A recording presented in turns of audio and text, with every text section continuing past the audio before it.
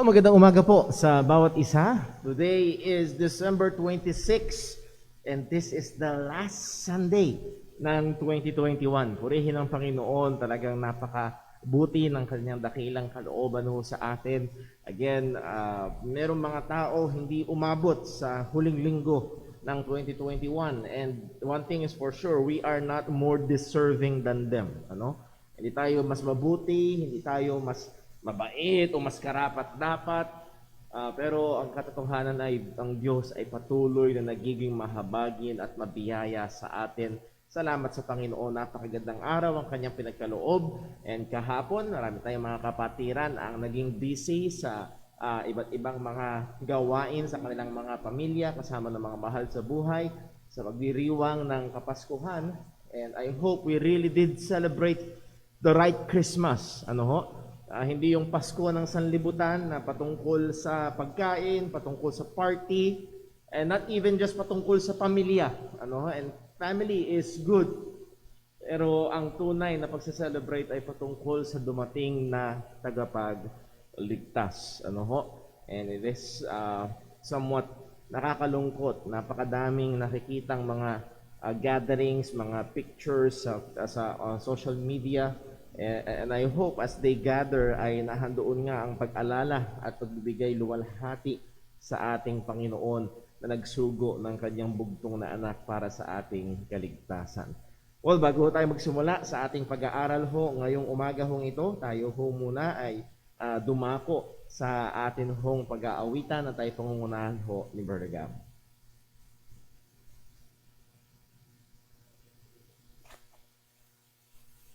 Hello. Magandang umaga po sa ating lahat. Tayo po yung muna yung umawit. Awitin po natin ang The Books of the Bible.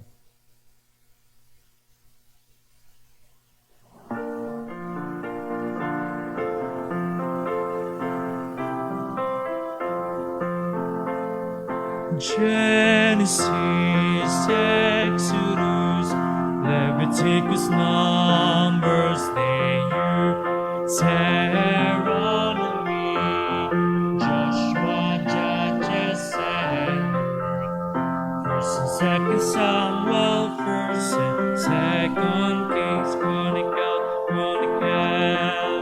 Ezra, Nehemiah, Esther, Job, and Psalms, Proverbs, Ecclesiastes, Song of Solomon, Isaiah, Jeremiah, Lamentations, Ezekiel, Daniel, Hosea, Joel, Amos, Obadiah, Jonah, Micah, Nahum, Habakkuk, Zephaniah, Haggai, Zechariah, and Malachi. These are the books of the Old Testament.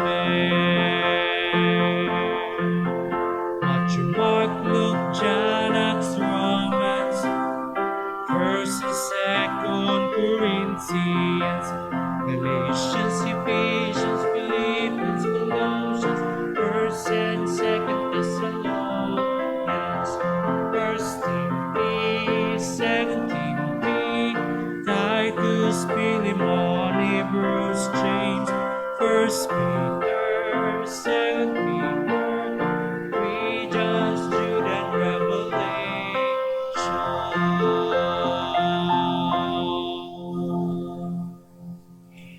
Tayo po'y musting lahat. Tayo po'y tumawit sa Panginoon. Awitin po natin, Faith is the Victory.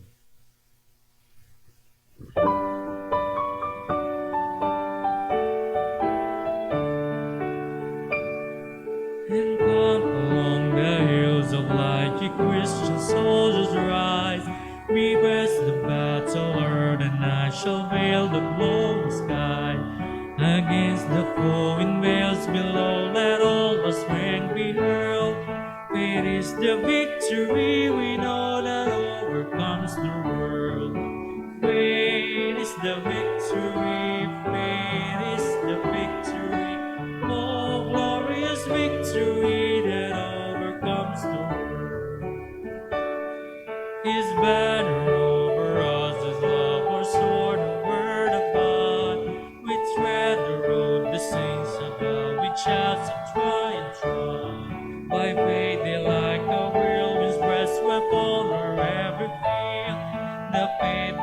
which they conquered death and feel a shining shield.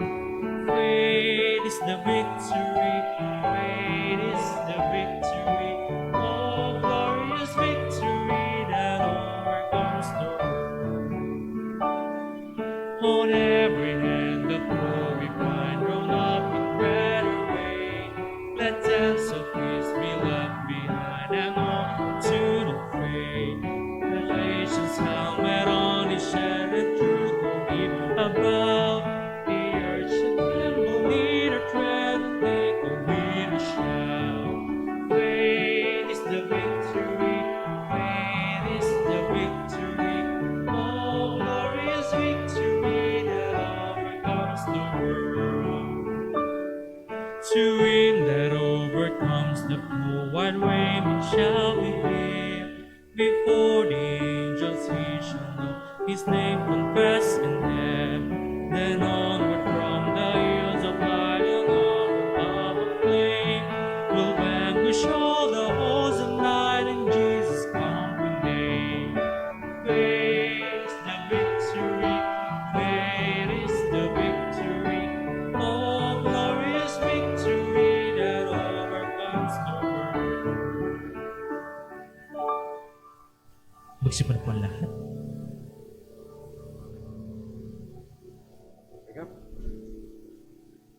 Ayan, muli ho, magandang umaga sa bawat isa. I'm very blessed and very happy to see ang ating mga kapatiran in this last Sunday ng 2021 at purihin ang Panginoon sa kanyang biyaya ho sa atin at tayo ho ay patuloy na magdaraos ng ating hong gawain ngayong umaga.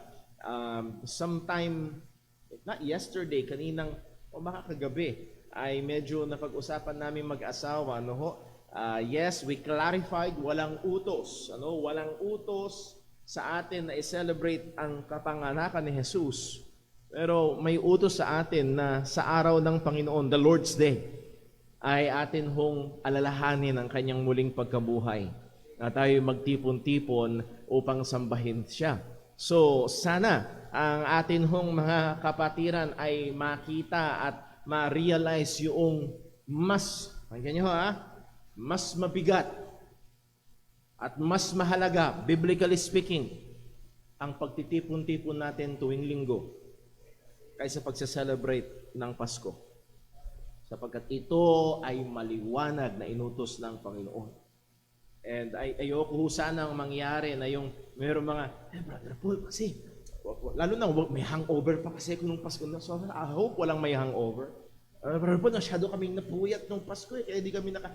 And again, that is misplacing our priorities.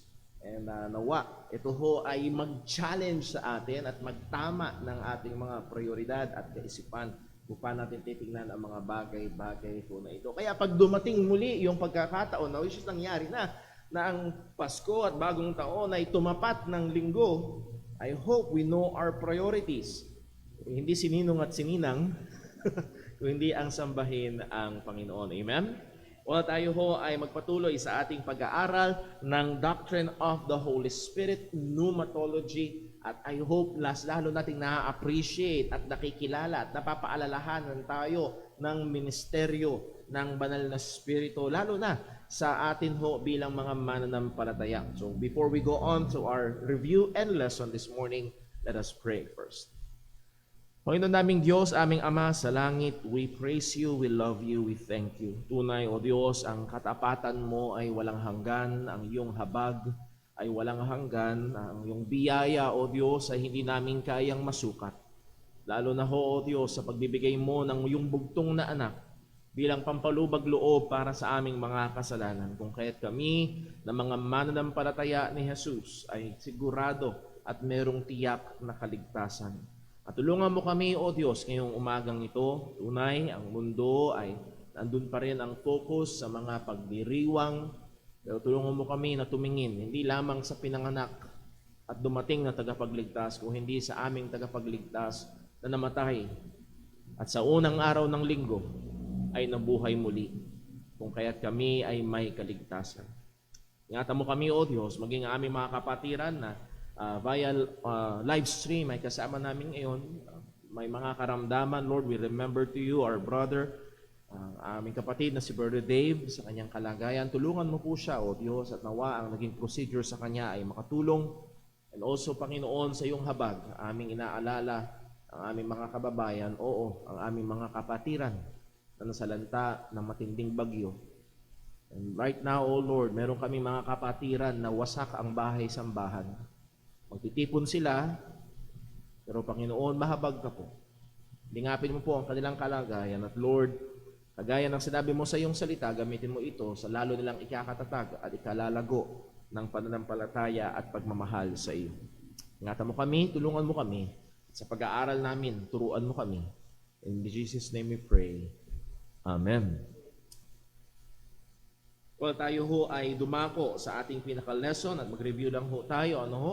And again, we are studying about the Holy Spirit. Pinag-aralan ho natin yung kanyang Trinitarian relation at mahalaga na maisip natin na tuwing nilalagay natin sa lente ng Biblia, ng katotohanan, ng relasyon ng Banal na Espiritu sa Ama at sa Anak, sila'y pantay, pero sila'y magkakaiba, pero sila'y iisang Diyos at nahando ng Banal na Espiritu ay sinugo ng Ama at sinugo ng Anak. So there is equality, but there is distinction and also procession. We looked at the work of the Holy Spirit in the world, in creation. Siya ay active in all living things. Ang Banal na Espiritu ay aktibo at gumagawa even in human communities, sa mga komunidad. At hindi ibig sabihin na Christian communities, but in every communities, makikita natin at ma-appreciate natin ang pagkilos ng Panginoon at isa sa mga binigyan natin pansin na itinatawag sa teolohiya na common grace, yung biyaya ng Diyos. Hindi lang Kristiyano hindi lang mga Kristiyano ang nakakain ng masarap na pagkain kahapon. Okay? Hindi lamang mga Kristiyano ang naka-enjoy ng Christmas kahapon. Kahit yung mga hindi mananampalataya, nagsaya din sila, nagdiwang din sila. Maaaring yung iba sa kanila, mas masarap pa, humanly speaking, ang kalagayan kaysa sa atin. Pero all of that, lahat ng magagandang bagay na yun ay posible pa rin sa gitna ng makasalanang mundo. Posible pa rin dahil sa pagkilos ng Panginoon, particularly ng banal na Espiritu. Well, the work of the Holy Spirit in the Word. Ang gawa ng banal na Espiritu sa salita. Una, sa nagkatawang taong salita, walang iba kung hindi ang ating Panginoong Hesus at nakita natin na ang Banal na Espiritu ay aktibo sa lahat ng parte ng buhay at ministeryo ng ating Panginoong Hesus mula ng kanyang pagdating sa kanyang pagkakatawang tao hanggang sa kanyang pag-alis, sa kanyang pag-ascend ay andun ang aktibidad ng Banal na Espiritu. Isipin natin to, habang nandito si Jesus, siya'y nasa pagpapakumbaba. Pero paano niya nagawa lahat ng mga himala? Saan galing ang kapangyarihan? Well, ang sabi mismo ni Jesus, siya ito'y ginawa sa pamagitan ng kapangyarihan ng banal na Espiritu. And just, balikan lang natin, ang ating Panginoong Jesus ay nagministeryo sa kapangyarihan ng banal na Espiritu. Tayo bilang mga Kristiyano, paano tayo dapat magministeryo? Nakuha ko natin, kung si Jesus, ang ating Panginoong Hesukristo, ay nabuhay ng walang kasalanan, perpektong sinusunod ang kalooban ng Ama, at siya'y nagministeryo sa kapangyarihan ng banal na Espiritu. Oh, how much more tayo ay desperadong nangangailangan na maglingkod, na magministeryo sa pamagitan ng banal na Espiritu. So, nakita po natin ang mga bagay na ito. Well, pinag-aralan ho natin, hindi ko dapat yung concept of inspiration. Ito naman ay nasa ba yun? The work of the Holy Spirit in the written word, yung nasusulat na salita. So, from the incarnate word, ang nagkatawang taong salita ngayon naman, the written word, or mas kilala natin sa panahon ngayon na ang Bible. Ang salita ng Diyos na nasulat at binigay sa atin ng Panginoon. So what do we mean when we say that the Scripture or the Bible is inspired? pinag-aralan natin. Number one, the production of Scripture is attributed to the creative act of God. So when we say inspiration, pumapatungkol ito sa creative act. Yung akto ng Diyos, yung gawa ng Diyos, siya mismo ay kumilos at gumawa upang ma-produce ang kanyang salita na nakasulat. Ano ho? So ang punto nito is Scripture is God's own production. Scripture is God's own production. Gawa mismo ng Panginoon. Scripture is breathed out by God. So, again, nasanay ho siguro, lalo na ho sa mga dating nang nag-aaral ng salita ng Diyos, maaaring nasanay kayo sa lengguwahe na hiningahan. Ang mas tama ay inihinga. Ano pagkakaiba ng hiningahan sa inihinga? Ano pagkakaiba? Yung hiningahan, nandun na, tapos hiningahan lang. At yung iba, yun ang pananaw. Sulat ni Pablo, tapos hiningahan ng Diyos. That is wrong. Ang mas tama ay inihinga. Ibig sabihin, galing mismo, produkto mismo ng Diyos, at ang kaparaan na ginamit ng Panginoon is holy men of God spake as they were moved by the Holy Ghost. Inspiration is connected to the written product, not to the author. Ayan, maging malinaw. Pag sabi natin inspired, hindi si Pablo ang inspired, kung hindi ang sulat. Yung Biblia, Scripture is inspired, not the author. So, inspired scriptures, not inspired authors. Isingit ko lang, hindi natin nailagay sa lesson ngayon, yung double authorship. Sino ang primary author? Walang iba kundi ang Diyos, ang Banal na Espiritu. At ang tao is secondary author na lamang. At kinikilala natin yung pagiging author ng mga tao na ginamit ng Panginoon. Bakit? Ang sabi mismo ni Peter sa 2 Peter 1:21, For the prophecy came not in old time by the will of man, but holy men of God spake as they were moved by the Holy Ghost. So here are two very important truths na kailangan nating makita pagdating sa inspiration ng Scripture. Una, holy men of God spake. So totoo, nagsalita ang mga tao. Totoo ang sinasabi ng iba. Di ba, salita ng tao yan? And that is true. Pero yung kabila nito ay totoo din. As they were moved by the Holy Ghost. That's why it is the Word of God. So salita ba ng tao o salita ng Diyos? Yes. It is the Word of God. It is also the words of men. Different men. More than 40 different authors na ginamit ng Panginoon. And they spake as they were moved by the Holy Ghost. So yung word na moved, phero, to bear, to carry, to bring, or to move. At ang object being carried is under the control of the carrier. So makikita natin na ang larawan nito ay binuhat, dinala ng Banal na Espiritu. Yes, nagsalita si Pablo pero siya ay daladala ng Banal na Espiritu. At ito yung nagsisecure at nagpapangyari na yung ngang sinulat ni Pablo, yung mga sinabi ni Pablo ay siyang eksaktong salita ng Panginoon. So he spake, but he spake as he was moved by the Holy Ghost. So the instrumentality of biblical messengers is recognized. Ano nire-recognize natin? Yung instrumentality ng mga tao na ginamit ng Diyos, mga propeta sa Lumang Tipan, mga opisyal na revelation bearers sa Bagong Tipan. They were the ones who spoke. That's why, nandun yung isa sa katangian ng Biblia, the humanness of the Bible. So, ang hirap i-translate yan sa Tagalog. Pero pag binasa mo ang Biblia, handun yung emosyon ng tao.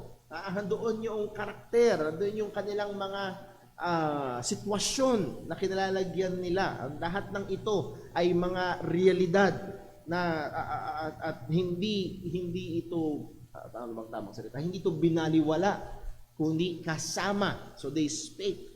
So God Himself was behind the individual characteristics and experiences of the human author that led to the writing of His Word. So, sana makita niyo ho, pagdating sa pagbibigay ng Panginoon through inspiration ng Kanyang salita, yung ilustrasyon na ginagamit ng iba na kulang at actually faulty, na para bang si Pablo ay yung pen at hinawakan ng Diyos si Pablo at ikinilos niya, ang problema ay yung pen ay walang sariling bokabularyo. Ang pen ay walang sariling kalooban at si Pablo ay meron. So mas pag pinag-isipan natin to at pag pinag-aralan natin, nakakamangha, hindi lang mismo yung tao, kung hindi yung karakter niya, yung bokabularyo niya, yung mga eksperyensya niya, yung mga nangyayari sa paligid niya, lahat ng yon ay soberanong pinlano at inayos ng Panginoon upang makarating at madala sa atin o maisulat ang kanyang perpektong salita. So nakakamangha, and I would like to encourage you to read more.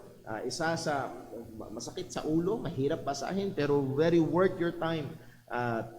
Kahit i-google nyo lang siya, si B.B. Warfield on the inspiration of Scripture. At napakadaming mga theologian sa panahon natin ngayon, yung mga modern theologians like Steve Lawson, like John MacArthur, ay pag tinanong mo sila kung ano yung isa sa mga libro na talagang malaki ang influence sa kanila tungkol sa inspiration of Scripture, higit sa malamang nababanggit nila si B.B. Warfield, kung paano ginamit ng Panginoon, si Benjamin B. Warfield. Pero madami yung sulat niya, pero it's worth your time kung gusto niyo mag-dig deeper dito sa doctrine of inspiration. Next, so the instrumentality of biblical messengers is recognized. Number 2, there is the superintendence of the process by the Spirit to produce a more sure word of prophecy. Nahandoon yung pagkilos ng banal na Espiritu. They spake as they were moved by the Holy Ghost.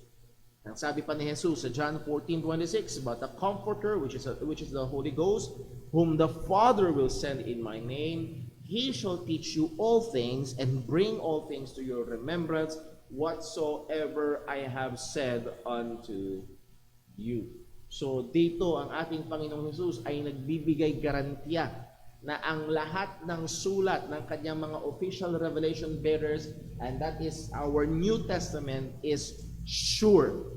Hindi pwedeng may mali because the Holy Ghost perfectly taught them all things and reminded them all things. Paano nangyari?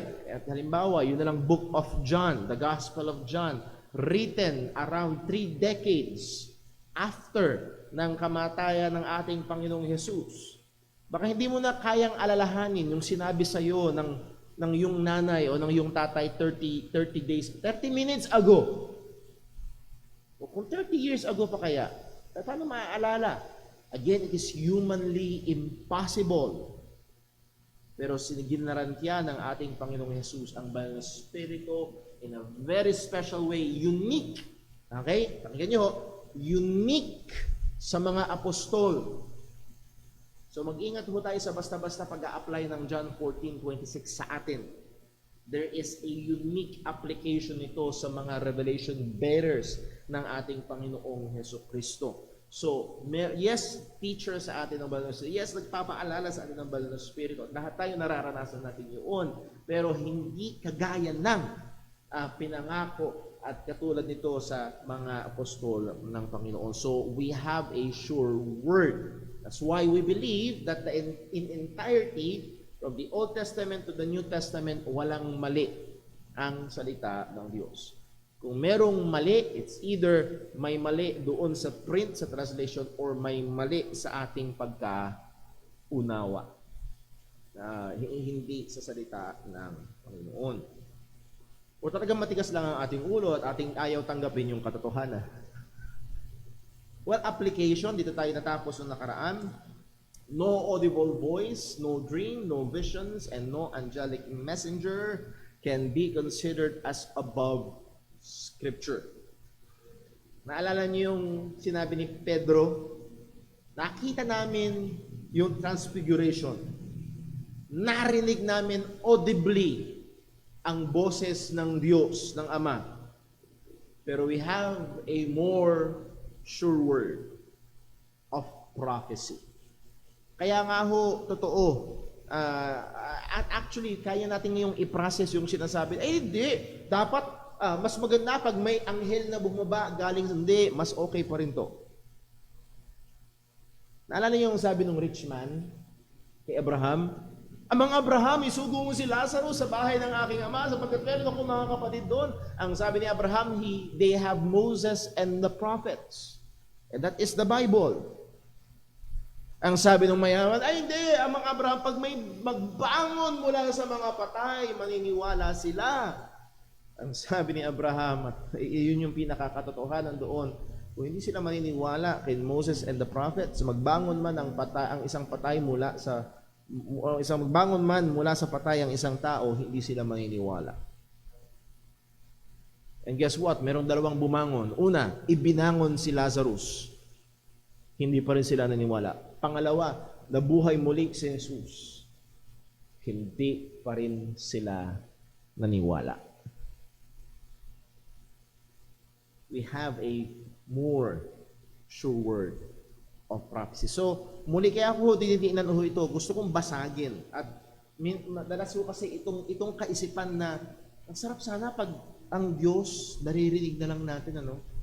At meron pang mga Kristiyano na nadudulas doon sa listen to the still small voice. Ano yan? Still small. Pakinggan mo yung bulong ng Panginoon. Hintayin mo yung bulong ng Panginoon. Kung ano ang no. Hindi mo kailangan hintayin yung bulong ng kahit anong boses. Kailangan mong tignan kung anong sinasabi ng salita ng Diyos tungkol sa sitwasyon mo. Halimbawa, isa kang young people, nagkakaguluhan ka ng dalawang pogi. Sino sa kanila? Oh Lord, sabihin mo sa akin, naghihintay ako ng salita mo. Well, nandito na ang salita niya. Basahin mo, kunin mo yung wisdom na kailangan mo at gumawa ka ng tamang desisyon na nagtatapat sa Panginoon. At alam niyo ho, hindi ito part ng lesson natin, pero para i-expose lang, madalas gusto natin ng bulong o ng boses mula sa Diyos kasi ayaw natin gumawa ng desisyon na magiging responsable tayo. Tama? Bakit siya ang pinili mo? Kasi narinig ko yung boses Sabi kasi nung boses, yung naka-blue. Di yung naka-blue ang pinili ko, hindi yung naka-red. Yari. So hindi ka na gumawa ng desisyon, umasa ka doon sa boses na narinig, at hindi ka mananagot kahit anong maging problema kasi sinunod mo di umano yung no. Pag-aralan mong salita ng Diyos, anong maka-Diyos na lalaki ang gusto ng Diyos sa isang maka-Diyos na babae, at gumawa ka ng desisyon sang ayon sa salita ng Panginoon. So, konting love life lesson.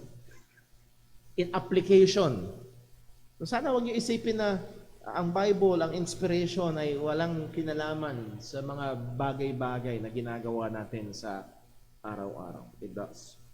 Number next, we must therefore put everything underneath the Bible's authority. Presidente man, pastor man, magulang man, sino man, even churches or confessions ng churches, yung mga statements of faith ng churches. Ang mahalaga na meron nun. Parang ang statement of faith or confessions ay parang guardrails.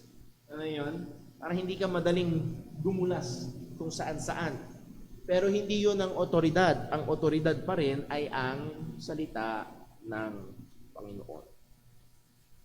Let us demonstrate this truth in our personal dealing with the written word. So kung bisido tayo, na mas mahalaga at mas may bigat ang nakasulat na salita ng Diyos kaysa dun sa mga pangitain, panaginip na sinasabi ng iba. Go after the Word of God. Go after the Word of God. Merong mga so-called Kristiyano ngayon na they go after dreams. Wala silang pakialam sa salita ng Diyos. They just wait for their dreams. No. Go after hard sa salita ng Panginoon. We have a more sure word of prophecy. So the work of the Holy Spirit in believers, hindi pala tayo doon natapos nakaraan. Natalakay pala natin to, baptism of the Holy Spirit. Nasimulan natin to last time. Sa Old Testament, anticipated sa Messianic age o pagdating ng Messiah, pagdating ng Kristo, ito ay characterized by a large outpouring of the Holy Spirit. Do you remember sa Joel 2 verse 28, pinangako ng Panginoon, I will pour out my Spirit. Sa Acts chapter 2, verse 16 to 18, si Pedro mismo ang nagsabi in the inspiration of the Holy Spirit, na ito yung fulfillment ng outpouring na sinabi at pinangako ng Panginoon. So yung inaasahan ng lumang tipan ay nagkaroon ng katuparan sa buhay ng iglesia ng ating Panginoong Jesucristo, particularly at that time of the book of Acts. Direct reference to the Holy Spirit baptism. Una, the prophecy of John the Baptist in Matthew chapter 3 verse 11. Anong sabi ni John the Baptist? I baptize you with water, pero yung siya na darating kasunod ko, which is the Messiah, will baptize you in spirit and in fire. Number 2, events expressly described as spirit baptism. Nakita na nga natin sa Acts chapter 2, the day of Pentecost. And then sa Acts chapter 10, na sinabi ni Peter, if you remember last week's lesson, sinabi ni Peter na sa chapter 11 na yung nangyari sa chapter 10 ay kapareho ng nangyari sa chapter 2. Magkakasunod pa ba tayo? Nakukuha nyo pa? I hope na kung wala kayo last Sunday, pwede nyo balikan yung live stream natin ng Sunday School last Sunday. So, yun yung dalawang events ng outpouring, ng Spirit baptism. And number 3, there is the universal claim for all true believers. So, natin isipin, Brother Paul, ang nabaptize lang pala ng Banal na Espiritu ay yung mga mananampalataya doon sa Acts chapter 2, 120 sila, at yung buong sambahayan ni Cornelio sa Acts chapter 10. Well, not so. Bakit? Ang lahat ng tunay na mananampalataya ng Ebanghelyo ay dumaranas ng bautismo ng Banal na Espiritu. So universal claim for all true believers sa 1 Corinthians 12:13, anong sabi?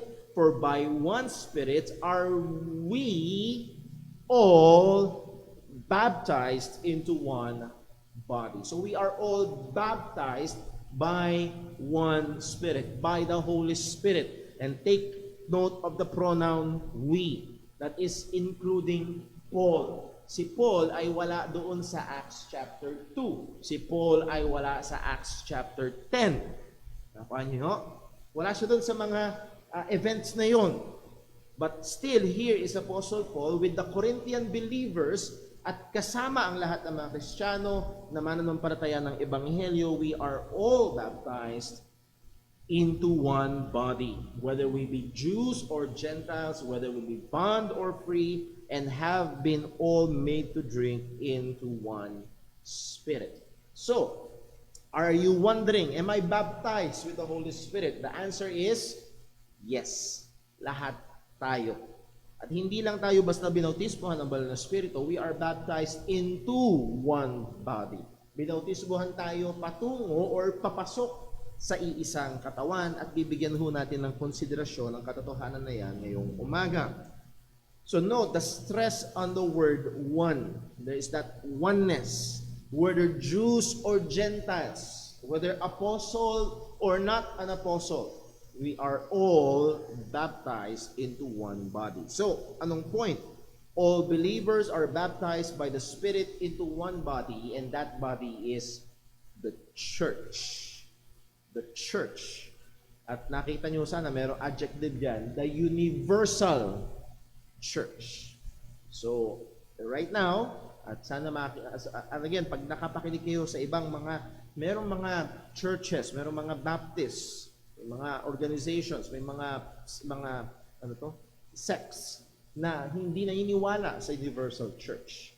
Yung iba ay meron pang another adjective, invisible universal church. At wala ibang pinapatungkulan niyan kung hindi ang lupon ng lahat ng mga mananampalataya. Dahil with no exemption, basta Kristiyano ay pinautismuhan at inilagay sa loob ng katawan ni Kristo. Now, dito ho makikita nyo na mababasag yung napakamaling kaisipan ng local church only. Dahil merong mga Baptist siniwala doon, local church only. Ang church daw ay local lang. Kumbaga, yung ito lang, local lang. O kung local church only, tanong, anong pangalan ng church? Aling church? Siyempre, anong sasabihin ng Baptist? Baptist Church. Anong sasabihin ng Presbyterian? Presbyterian Church. Anong sasabihin ng Lutheran? Lutheran Church. Pero hindi ho tayo dapat dumulas sa ganong kaisipan. Bakit? Malinaw ang tinuturo ng salita ng Diyos na ang lahat ng mga mananampalataya, even those that are in Corinth, those are in Ephesus, are all baptized, and lahat ng mananampalataya na nandito ngayon sa Santa Maria, Bulacan. Kung ikaw ay Kristiyano, we are all baptized into one body. Hindi man natin kasama yung mga kapatiran natin na sa kabilang barangay o yung mga kapatiran natin na sa ibang bansa, hindi man natin kasama locally dito, but we're Christians. We are in one body. Iisang katawan at yun ay ang iglesia ng ating Panginoong Jesucristo. So pag may nagsabi sa iyo, ay, iglesia ni Kristo ako, pwede mo sabihin, ako din. Oh, talaga? Oo. Kaya lang, iba yung sa inyo, iba yung sa amin. At dahil totoo, tayo ay bahagi ng church ni Kristo. And that word church, ang Greek word ay ecclesia, doon galing ang Tagalog na iglesia. So, iglesia ni Kristo. Number next. Ilang obserbasyon. There is no command in the New Testament about the baptism of the Holy Spirit. No? There is no command in the New Testament to be baptized in or by the Holy Spirit. Nyo? Sana dito man lumutang at kung umiikot ang inyong theological will, brother po, di ba inutos ang baptism? Yes. Anong inutos? Water baptism. Okay? Pero pagdating sa spiritual baptism, pagdating sa baptism of the Holy Spirit, hindi ito isang bagay na iniutos ng Panginoon. Walang command whatsoever sa Biblia. Liban na lang kung i-equate mo ang baptism of the Holy Spirit sa filling of the Holy Spirit. Hindi feeling, kundi filling ng banal na Spirito o pakapunuan, which is not so. So walang anumang kautusan sa bagong tipan na tayo ay magpabautismo o mabautismuhan dapat ng banal na Espiritu. As we have seen, it is assumed sa New Testament na basta Kristiyano, baptized ng banal na Espiritu. Hindi ito isang utos na dapat sundin, kung hindi isang pangyayari sa isang tunay na mananampalataya ni Kristo. So it is not in the imperative to be presented as duty. It's different from being filled with the Spirit. So hindi ito isang duty na kailangan ng isang Kristiyanong gawin na siya'y mabautismohan ng banal na Espiritu. So therefore, it is different. Kakaiba ito sa pagiging puspos ng banal na Espiritu na iniutos sa atin bilang mga mananampalataya. Hindi tayo inutusan na mabautismo ng banal na Espiritu, pero inutusan tayong mapuspos ng banal na Espiritu. So this is not something that a believer does to himself. Hindi ito isang bagay na ginagawa ng isang mananampalataya sa kanyang sarili. So again, inuungawa lang natin itong gawain ng banal na Espiritu sa buhay natin, which is the baptism of the Holy Spirit. So what is Spirit baptism? What Spirit baptism is not based on God or mali ang grammar ko dito. Ano ang Spirit baptism based on gathered information? What is it? What it is not? Ano ito na hindi? One, it is not an experience on duty in the realm of sanctification. It is not an experience or duty in the realm of sanctification. Ang spiritual baptism ay hindi bahagi ng pagpapakabanal ng Kristiyano. Hindi ito bahagi ng striving for holiness. Kundi ito ay isang pangyayari sa isang totoong mananampalataya. It is not revival. Merong mga grupo, merong mga kanta na tinatawag ang banal na Espiritu at may mga linya na bautismuhan mo kami. Mga ganun, na ang iniisip nila ay yung kapuspusan ng banal na Espiritu. Hindi ito revival. Letter C, it is not regeneration. Ang baptism of the Holy Spirit ay iba sa being born by the Spirit. Bakit po? It is Christ who baptizes us with the Spirit. It is the Holy Spirit who regenerates. Ang regeneration ay nangyayari bago ang pagsampalataya. Ang baptism of the Holy Spirit ay nangyayari pagkatapos sumampalataya. If you remember, last Sunday, naging tanong ito ni Brother Daryl. So, anong nauuna? Una muna ang regeneration o kapanganakang muli by the Holy Spirit. Nako-convert ang isang tao sumasampalataya kay Kristo at pagkatapos, pag siya'y sumampalataya na, siya ay nababautismuhan ng banal na Espiritu. And letter D, it is not an experience subsequent to or second level blessing after conversion. Hindi ito, okay, ikaw ay ligtas na. Ngayon naman, magsusumikap ka at hihintayin mo na mabautismuhan ka ng banal na Espiritu. Dahil meron hong mga mananampalataya, do hindi sila ganun karami, na ang tingin nila sa baptism of the Holy Spirit is second blessing. First blessing is salvation. Baptism of the Holy Spirit is second blessing of salvation. Kumbaga sa una, naligtas ka na, okay, Kristiyano ka na, and then, maghihintay ka ng ilang panahon, at magsusumikap ka, at darating yung panahon na ikaw rin naman ay tatanggap ng bautismo ng banal na Espiritu, at ikaw ngayon ay puno na ng kapangyarihan. So, hindi ho ito ang makikita natin sa salita ng Diyos. So ito ho yung view na I would like to propose sa atin. How will we look at this? Pero kung hindi yung mga yon, paano? Paano ba natin dapat tignan itong baptism of the Holy Spirit? Well, una, merong primary and secondary sense. Na gusto kong tingnan ho natin ito. Number one, primary. Spirit baptism refers to the twofold event that initiated Jews and Gentiles into the New Testament church. Kung makikita nyo ho, mula Acts chapter 1 hanggang Acts chapter 9, ang gospel ay sumagana sa mga Hudyo. Mga Hudyo lamang. Pagdating sa Acts chapter 10, nabuksan ang gospel sa mga Hintil. At itong dalawang main event, the gospel to the Jews and then the gospel to the Gentiles, ay minarkahan ng bautismo ng banal na Espiritu. So primarily, pag sinabing baptism of the Holy Spirit, dalawang event sa New Testament ang kailangan pumasok agad sa isip natin. One, Acts chapter 2, sa mga apostol ni Jesus at yung mga alagad niya, around 120 of them.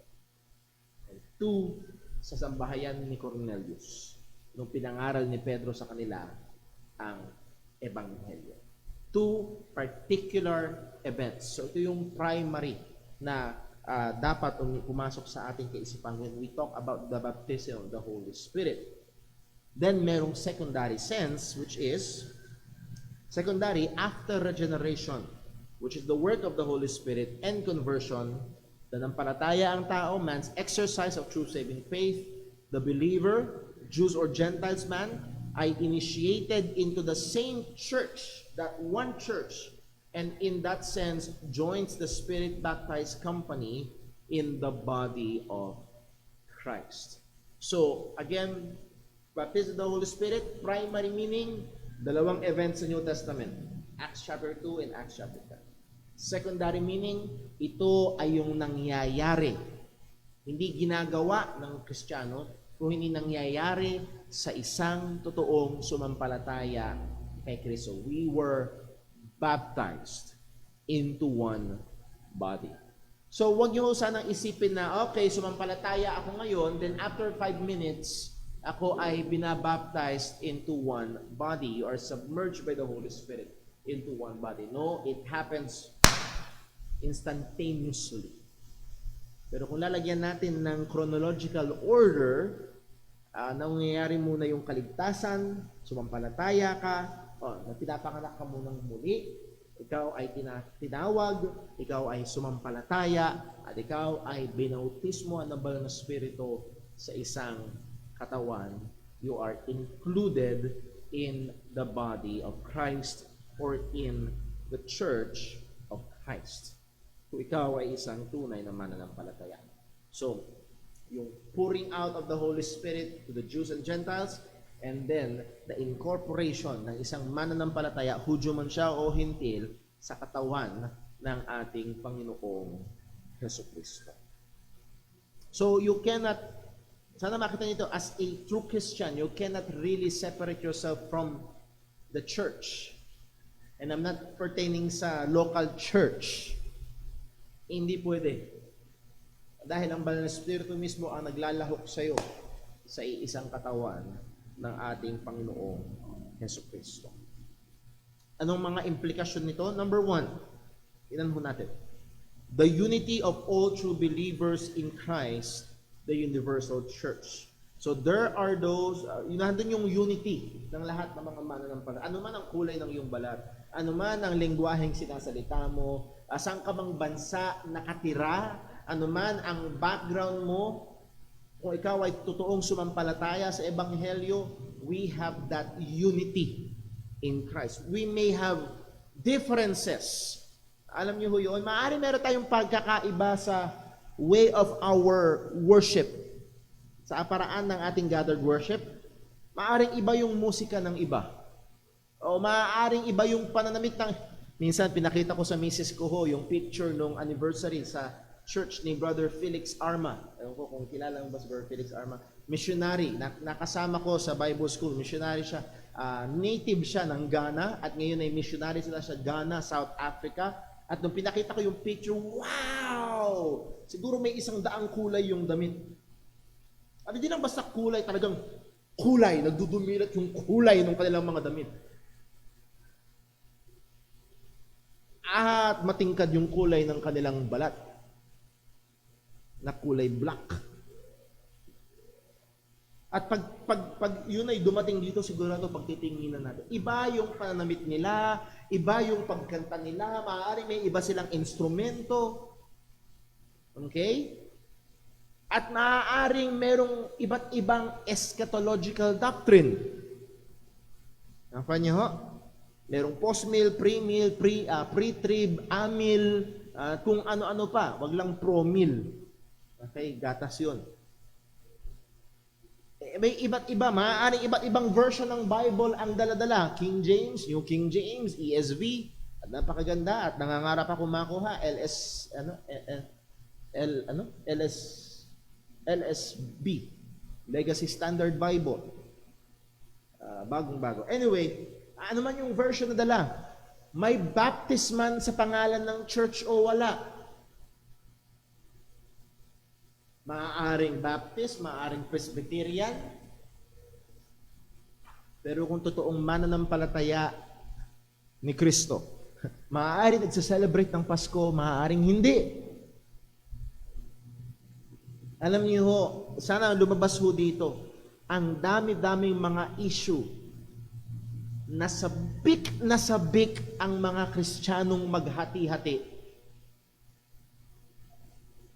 At meron, yun yata ang goal nila, hati-hatiin. And again, I'm not saying na i-compromise natin ang mga katotohanan. I'm all for separation for the sake of truth. Ako niyo ba? Maghihiwalay tayo para sa katotohanan, pero iba yung trabaho mong hati-hatiin, yun ang goal mo. Yes, may pagkakaiba-iba, pero wag nating ma-lose yung sight ng pagkakaisa. Ako ba? Yes, may pagkakaiba-iba. Maaring Baptist, Presbyterian, ibang pangalan ng denomination. Maaring King James, maaring ESV, ibang version ng Bible ang dala-dala. Maaaring piano lang, maaaring may drums, iba ang instrumento, maaaring iba ang way ng worship service. May pagkakaiba. Pero gusto ko hong wag nating mawala sa ating paningin yung pagkakaisa. Baka masyado tayo nakatingin sa pagkakaiba na binabaliwala natin yung pagkakaisa.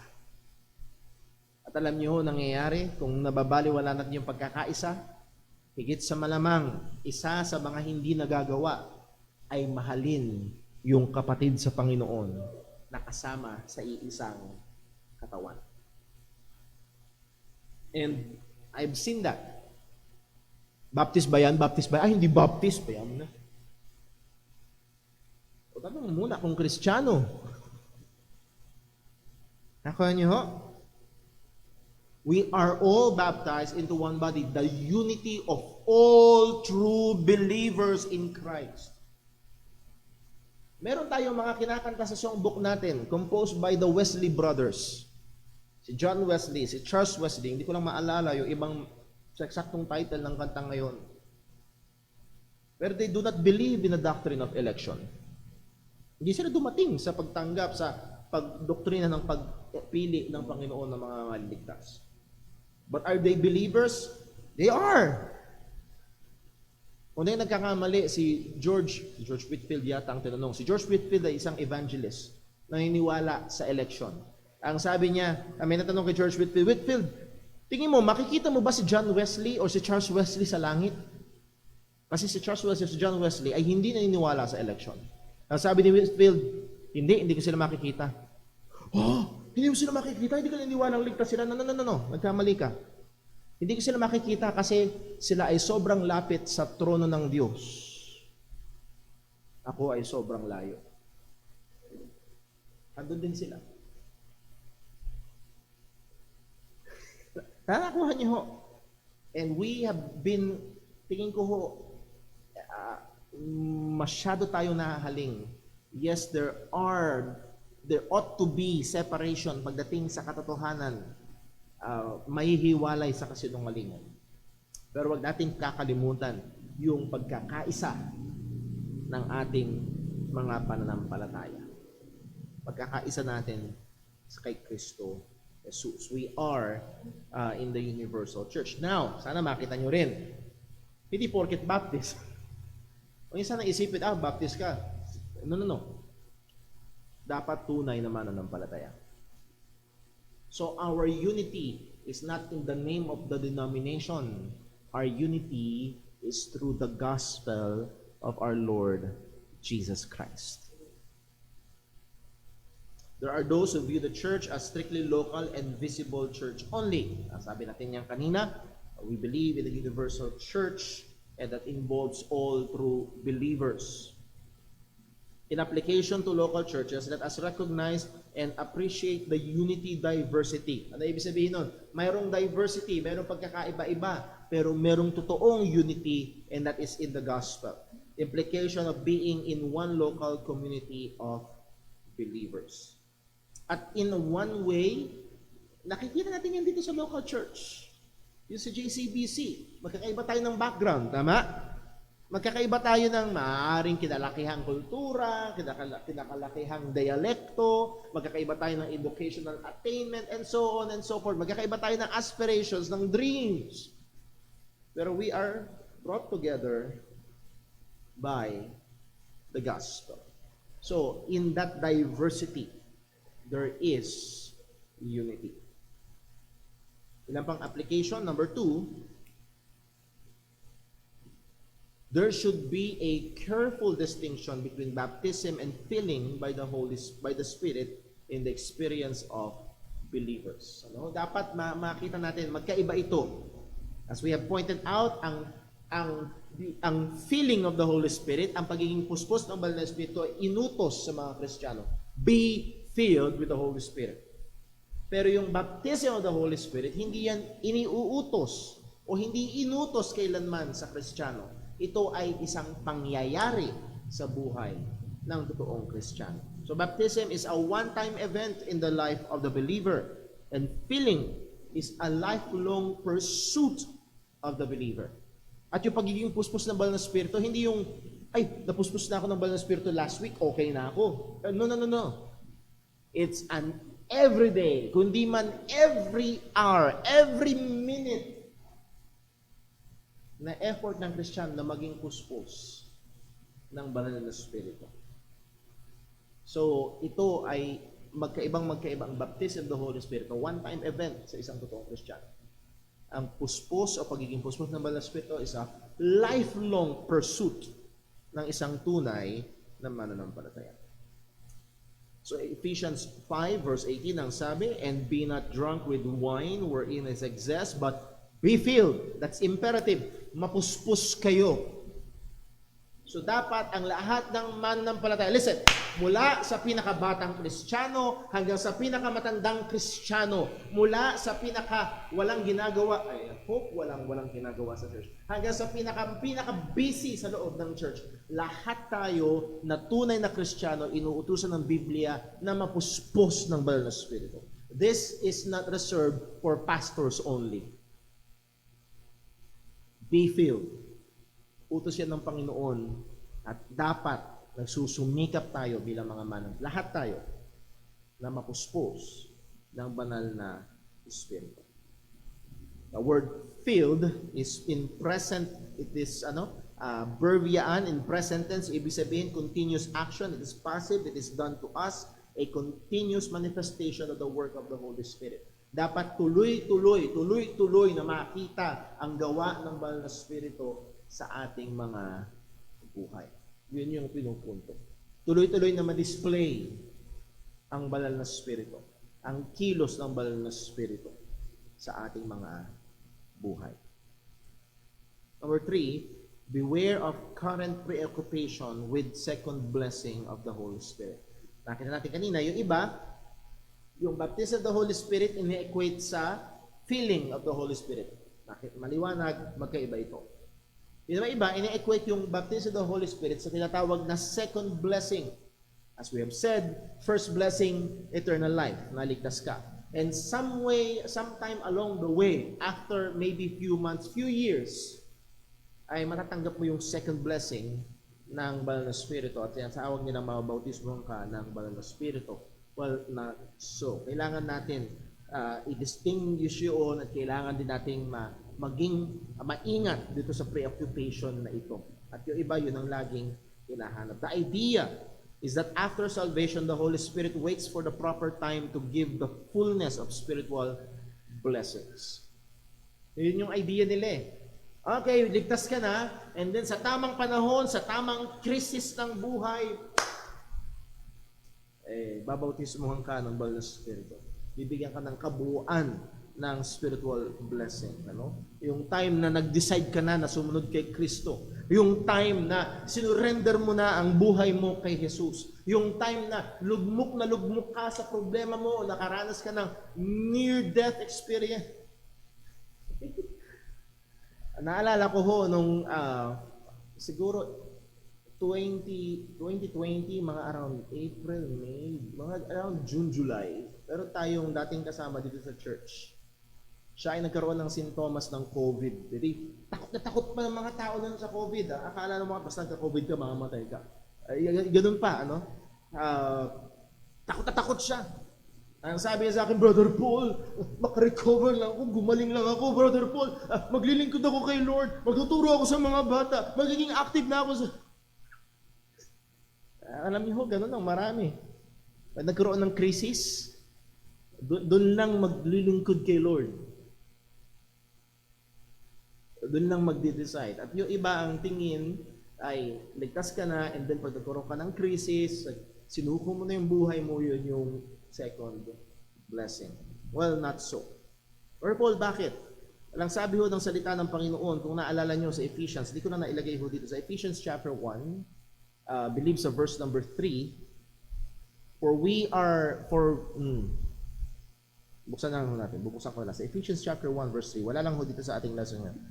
Blessed be the God and Father of our Lord Jesus Christ, who hath blessed us with all spiritual blessings in heavenly places in Christ. Are believers already blessed with all spiritual blessings? Yes. So hindi ito somewhere along the way ay at saka lang ibibigay. No, ito ay ibibigay na ng Panginoon nang tayo ay naligtas. Number 4, take heed of charismatic tendency to exalt the Spirit's work apart from the work of Christ. Again, sa ating pagsisimula ng lesson natin, isa sa mga binigyan nating pansin ay merong mga tao na puro naman Holy Spirit. Ang buong worship service nila, oh, Holy Spirit, come, fall down upon us. Oh, fire of God, come. Ewan ko sa inyo, pag inaanyayahan ng ang apoy ng Panginoon o bumagsak, nakakatakot yun. Pero merong mga churches right now, laging yung kapuspusan ng pagiging puno, laging yung speaking in tongues, laging kung anong panginginig, kung ano-anong mga bagay ang hinahanap na hiwalay kay Kristo. Very sad. Napakadaming mga hindi ko nilalahat, pero in general, ang maraming mga charismatic churches, mali pagdating sa ebanghelyo. Pero tawag na sila ng tawag ng banal na Espiritu. So the Spirit's work is always oriented in the person and work of Christ. Naalala niyo ho? Sa John chapter 16 verse 13 ang sabi, howbeit when He, the Spirit of truth, is come, He will guide you into all truth. For He shall not speak of Himself, but whatsoever He shall hear, that shall He speak, and He will show you things to come. Verse 14, He, sino yung He? Sino yung He? Sa verse 14. The Holy Spirit shall glorify me. Sino yung me? The Lord Jesus Christ. Pag dumating daw ang banal na Espiritu, anong gagawin ng banal na Espiritu? He will glorify Christ. Kaya isa sa mga ebidensya na kailangan nating hanapin sa iglesia ng Panginoon o sa buhay ng mananampalataya na aktibo ang banal na Espiritu, isa sa mga ebidensya, dapat naluluwalhati si Kristo. Kung ang naluluwalhati sa church ay ang pastor, sabi nga nila, Elvis has left the building, it may have been that the Holy Spirit has left the building. Hindi luwalhati sa pastor, hindi luwalhati kung kanino man. And so many churches and so many religions, sino ang tinataas? Let us be very, very careful. Salamat sa Diyos sa mga lingkod niya na ginagamit niya. Okay? At tinututusan tayo ng Panginoon na i-appreciate yung mga lingkod ng Panginoon na ginagamit niya. Pero ang gawain ng banal na Espiritu ay itaas ang Panginoong Jesus. Na, ba't ko sinasabi ho ito? Sapagkat darating ang araw na meron ilan sa atin dito malilipat ng lugar. At ano ang hahanapin na church? Ang kailangan yung hanapin na church ay yung church na kung saan na itataas si Kristo. Anong klaseng buhay? Buhay na naitataas si Kristo. Sapagkat pag dumating ang banal na Espiritu, sabi ni Jesus, He shall glorify me. So mag-ingat po tayo sa mga charismatic tendencies. Puro Holy Spirit, pero hiwalay naman kay Kristo. Hiwalay sa Ebanghelyo. Napaka mapanganib. From the 20th century onwards, there's been always a confusion that exists with regards to the ministry of the Holy Spirit because of the loose and over-exaggerated claims of charismatics. Like simula nung 19th century, na mayagpag, even today, sa Amerika, even in Africa, maraming nagsasabi, isa sa mga nagbo-boom na supposed to be Christian, not just na bansa, kundi continent ay ang Africa. Pero kahit kausapin niyo ho, yung mga missionaryong Christian doon, karamihan doon ay mga charismatic na mali at palyado pagdating sa salvation. Pero puro Holy Spirit, Holy Spirit, Holy Spirit. Namamayagpag ito. And because of the loose and over-exaggerated claims. Hindi ko makalimutan, ilang beses ko na nasabi ho, ilang beses ko na naikwento ho dito, na way back 2009 yata siguro yon. Gusto ko sabi 2009 o tama, mga 2009 o 2008. Nag-youth camp kami sa Blanbenguet. Pagkatapos ng camp, umakyat kami ng Baguio. Pagdating sa Baguio, may malaking gawain ng isang charismatic group. Doon mismo sa Burnham Park. Dami nila. Hindi ko makalimutan, yung habang nagdadrive ako, naririnig ko yung nagsasalita. Ang lakas ng kanilang mga speakers. At ang sabi ng salita, at nalangin kami, at nabuhay ulit si ate.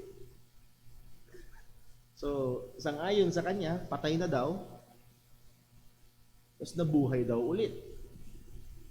Anong tugon dapat ng Kristiyano doon? Wow! Totoo nga! No. Balik tayo sa inspiration. Anong isa sa application natin? Everything must come under the authority of the Scripture. Kaya ko pinapaulit-ulit ho ito. Tayong mga Pilipino, kasama si Brother Paul, tayong mga Pilipino ay madaling masyak. At madaling bumagsak yung ating mga panga. Wow! Madali tayong humanga sa mga tila mahimala. Isa sa mga nature ng Pilipino yan. Medyo superstitious ang marami sa atin. Na nagginip ako, napunta ako sa uy, talaga. Nakalimutan na ako nung sinabi ng Bible, totoo na sa panaginip. Nakita niyo, ha? Nakita ko, nung sinuntok ko yung puno ng saging, lumabas ang mukha ni Jesus. Kakalimutan na ang sinabi ng Bible at magtutulis ng kandila sa puno ng saging. May mga gumagawa ba niyan? Yes! Madali tayo mahulog sa gano'n. Again, we put it all under sinasabi ng salita ng Panginoon. And this charismatics ay maraming exaggerated claims. At ang problema, alam niyo ho, kung tayo ay immature, anong sabi ng Ephesians 4? Easily tossed to and fro.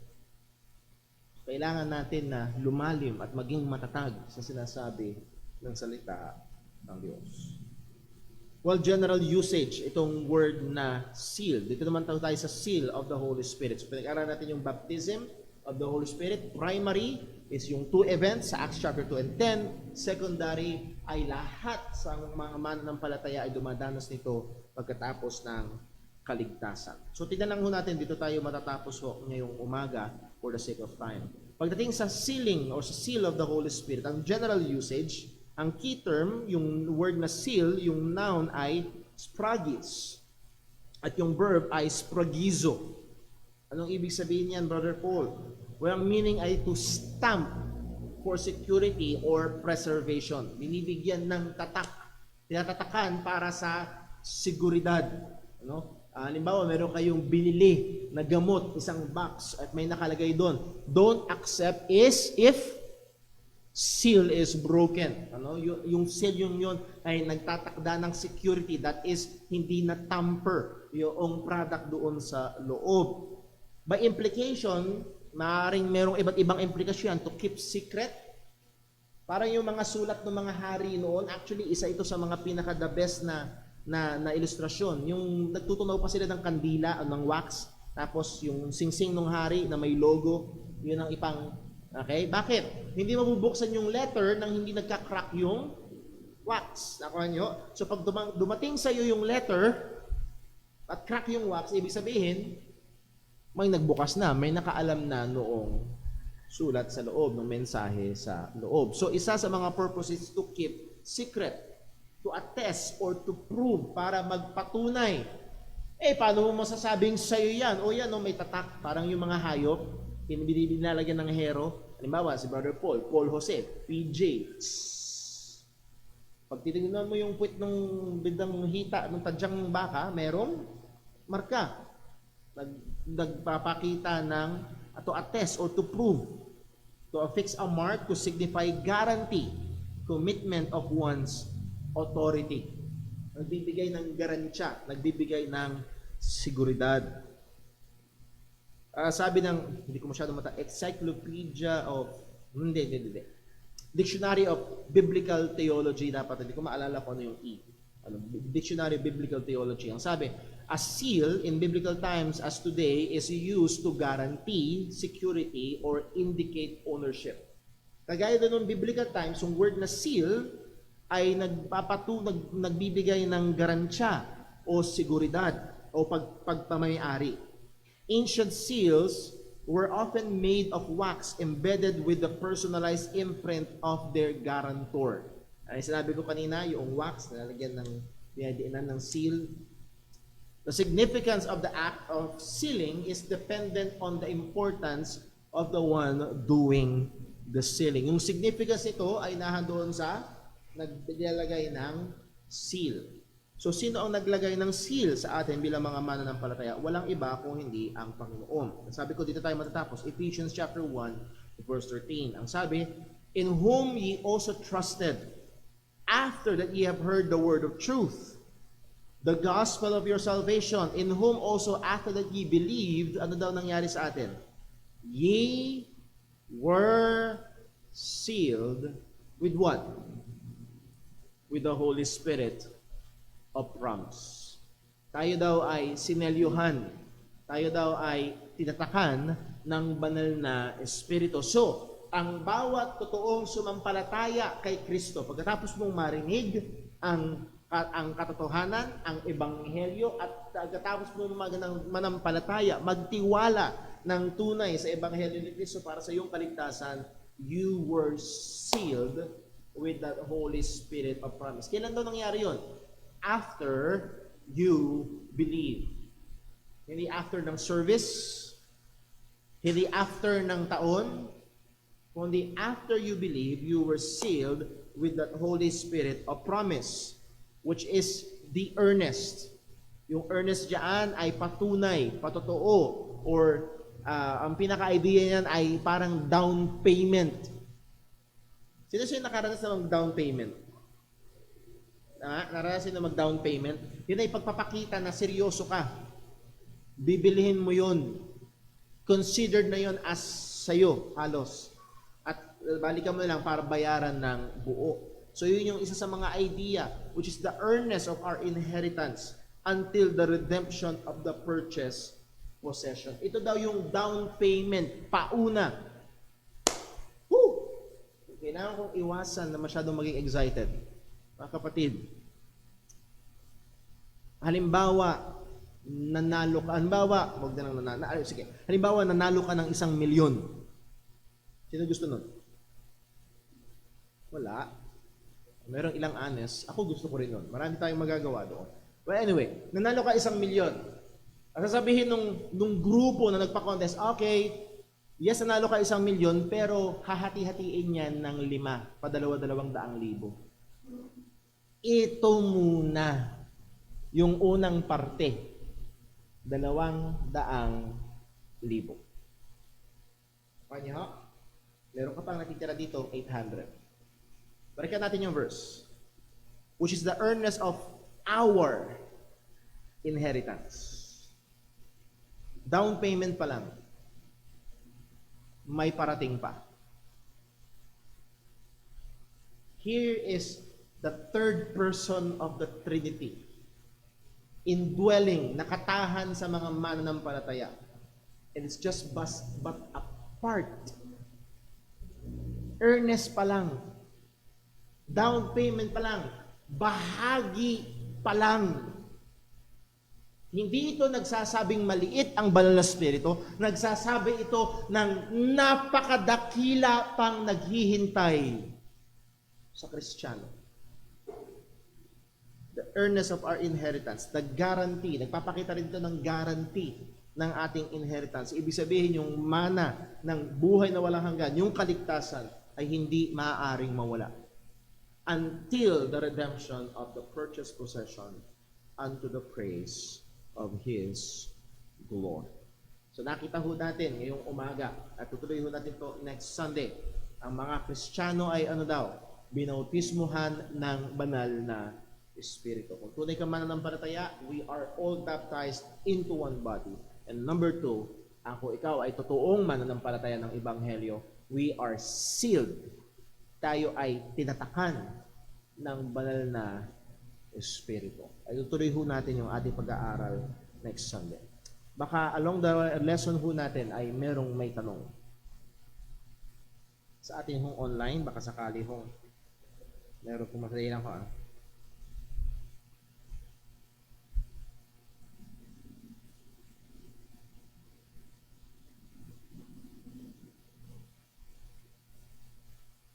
Meron lang ho nag-comment sa ating kapatiran about nabanggit natin kanina in application ng inspiration of Scripture with regards to our decision making. And sabi niya, decision making in all thy ways acknowledge Him and He will direct your path. But also in the multitude of counselors there is safety. Yes, kailangan natin humingi ng payo. And then primary pa rin yung desiring by heart God's will and truth based on His word only. So muli, andun pa rin yung primacy ng salita ng Panginoon. So, again, hindi na idagdag na ano sa atin, na wisdom. So, may tanong ho. Though hindi ito yung pinaka-lesson natin, a person who claims to be a true believer, pero ayaw magpabaptize into water, what can you say?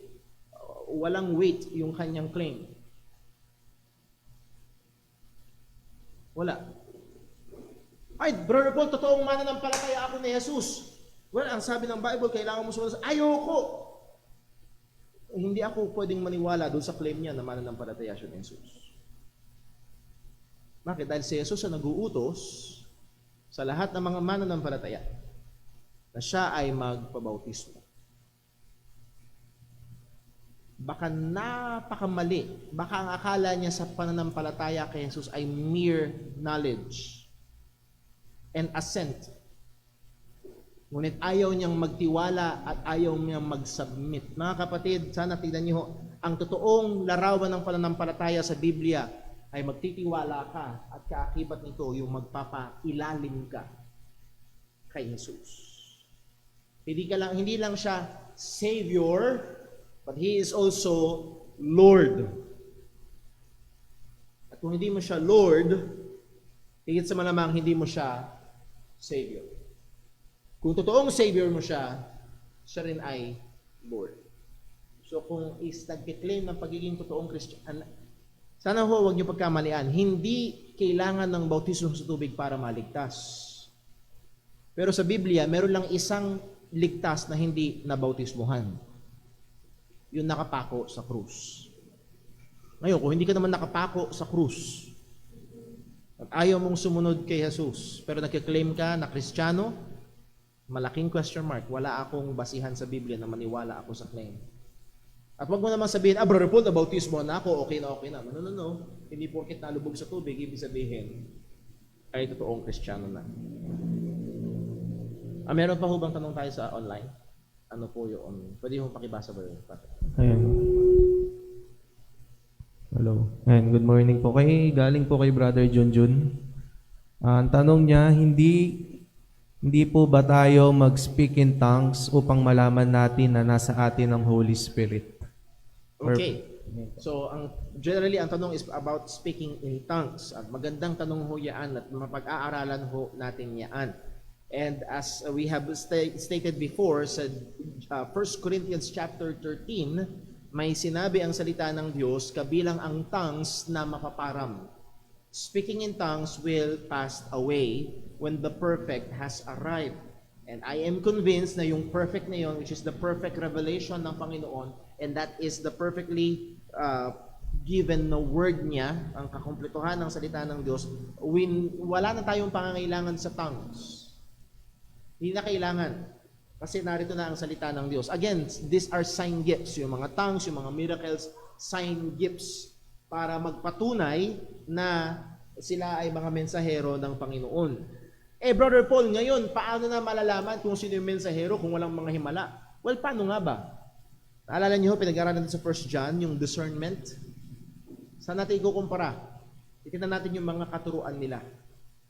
Titignan natin yung mga dala-dala nilang doktrina kung naaayon ba sa salita ng Panginoon. So, pagdating naman, at tingin ko medyo mas personal yung tanong para malaman natin na puspos tayo ng banal na spirito. No. Ang pangunahin Sa Galatians chapter 5 verse 22, but the fruit of the Spirit is love, joy, peace, long-suffering, gentleness, meekness, and mga Christian attitudes, Christ-likeness. Yun ang basihan natin ng pagiging puspos ng banal na Espiritu. Anyone can, quote and unquote, speak in tongues. Gusto nyo mag-speak in tongues ngayon si Brother Paul? Kagaya ng mga charismatic?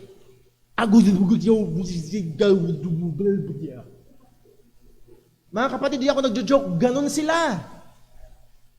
Right now, pwede, ayoko na mag-ubos ng oras, pero pwede tayong mamanood kung anong klase.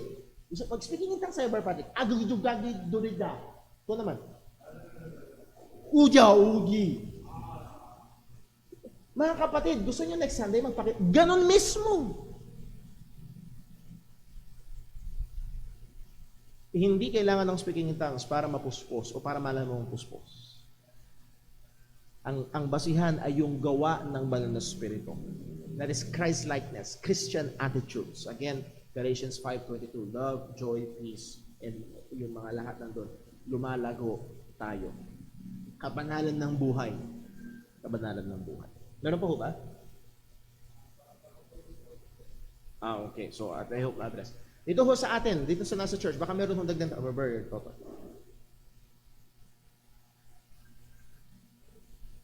Umaga po, Brother Paul. Good morning po. Tatanong ko lang yung mga differences ng mga Kristiyano sa panahon natin, sa buhay na ito sa sanlibutan. Pagdating ng buhay natin sa piling ng Panginoon, nandoon pa rin ba yung mga differences na yun o totally mawawala na? Gusto ko lang, what do you mean by differences? Yung katulad po ng nabanggit nyo kanina, na yes, may mga mananampalataya sa lugar na ito na tunay na mananampalataya. Iba yung may mga differences sa doktrina, Okay. sa paraan ng pagsamba, sa pananamit. Yung mga ganun po ba, Brother Paul? Sa buhay po ba, sa piling ng Panginoon, nandoon pa rin yung mga ganung paniniwala o mawawala na yan?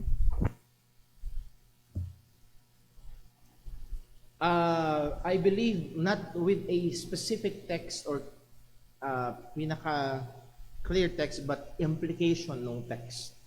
Nakuha niyo yung tanong ni Brother Totoy. Brother Paul, ngayon may mga pagkakaiba-iba. Yes. Pero pag natuto tayo sa piling ng Panginoon, meron pa rin ba? I believe na wala na. May eradicate na yon. Why? Dahil yung iba yung kalagayan natin sa piling ng ating Panginoong Jesucristo. And I think hindi na magkakaroon ng weight yung ating mga personal preferences. Matatama na ang lahat. Gusto ko lang basahin sa 1 John chapter 3, verse 1 to 2. Hanggang doon na lang ho muna. 1 John chapter 3, verses 1 and 2. Ang sabi, behold, what manner of love the Father hath bestowed upon us, that we should be called the sons of God. Therefore, the world knew us not, because it knew Him not. Beloved, now are we the sons of God. So, ang sabi ng Bible, mga minamahal, kung Kristiyano ka, right now, with all our infirmities, sa rami ng ating mga pagkukulang, dami ng ating mga kahinaan, right now, kung ikaw ay totoong mananampalataya ng Ebanghelyo, we are the sons of God.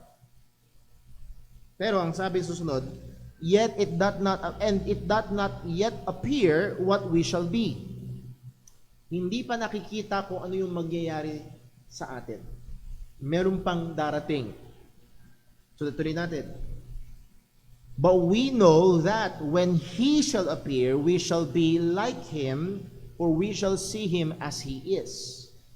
Kapag dumating na ang ating Panginoong Jesucristo, pag nasilayan na natin siya, we shall be like Him, and I think it pertains to our glorification, na tayo'y luluwalhatiin na magkakaroon tayo ng glorified body. We shall be like Him in His glorified state, not in His deity. Hindi sana isipin na magiging Diyos din tayo. No. Ang pinuputo doon ay yung glorified state, yung kanyang glorified body.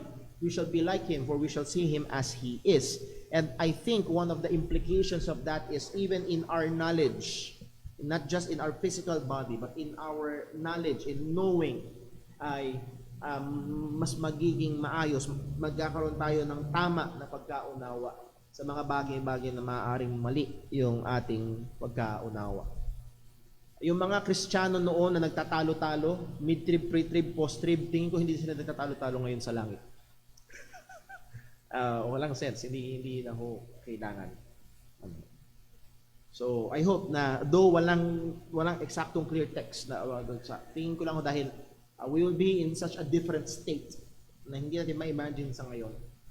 Hindi na ho mangyayari. Mawawala yung mga differences na we shall be like Him. Hindi na even our physical differences, hindi na magkakaroon ng weight yung mga bagay ho. So with that, for the sake of time, tayo ho ay dumako sa ating closing prayer. Let's pray. Panginoon naming Diyos, aming Ama sa langit, salamat po sa iyong biyaya, sa iyong salita, sa iyong gabay. Nakatulungan mo kami na patuloy na matuto pa tungkol sa napakaganda, napakadakilang ministeryo ng Banal na Espiritu, lalo na sa amin bilang mga Kristiyano. Salamat po, O Diyos, nang kami sumampalataya ay kami ay inilahok, binautismuhan ng Banal na Espiritu sa iisang katawan. Gayon din kami ay sinelyuhan ng Banal na Espiritu. At Lord, salamat po sapagkat alam namin at napaalalahanan kami na may naghihintay pa sa amin na mas dakila. Salamat po sa kaligtasan, salamat po sa kapatawaran ng aming mga kasalanan, salamat po sa buhay na walang hanggan. Nawa, O Diyos, sa aming pong pagpapatuloy ng gawain, ikaw ang patuloy na gumabay at tunay ka naming masamba sa Espiritu at katotohanan. Dalangin namin itong lahat sa ngalan ng aming Panginoong Hesus. Amen. Nakuho tayo sa ating 10-minute break. Muli ho, i-maintain natin yung ating physical distancing. Hanggat maaari, naka-face mask pa rin po tayo at patuloy nating ingatan ng isa't isa. Magtala pa rin ho tayo sa ating log notebook for the sake of contact tracing. God bless po. Break time po tayo. One of these days